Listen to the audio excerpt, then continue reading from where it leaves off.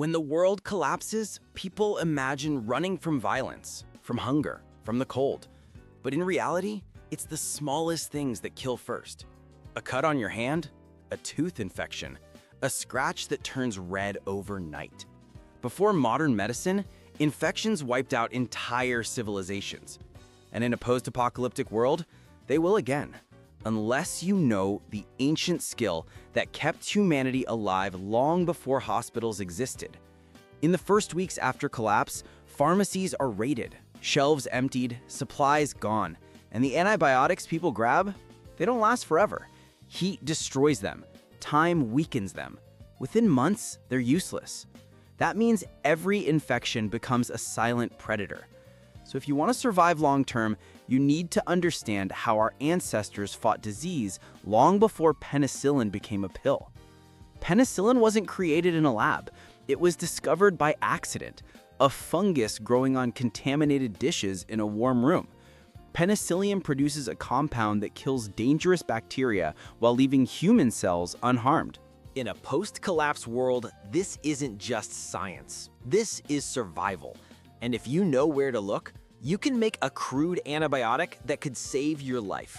In the old world, moldy bread was trash. In the new world, it might be medicine. The safest Penicillium species grow on dark, moist bread, especially rye or whole grain. You seal it in the jar, give it warmth, give it moisture, and within days, a blue-green bloom spreads across the surface.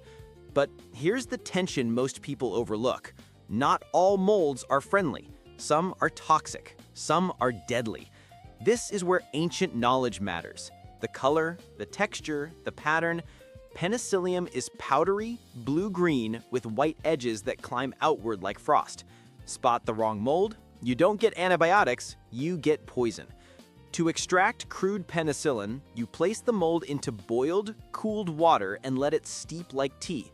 The water pulls out antibacterial compounds your immune system can use. It won't be perfect, it won't be as strong as modern medicine, but in a world with no hospitals, it might keep a wound from turning deadly.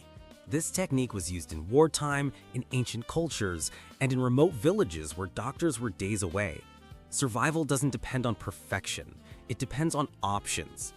Even with crude antibiotics, the real key to surviving infection in a broken world is prevention. Clean the wound, boil the tools, use alcohol if you have it, honey if you don't. It's naturally antibacterial. Most infections that kill people are small things that got ignored for too long. In the apocalypse, the smallest habits become the strongest shields.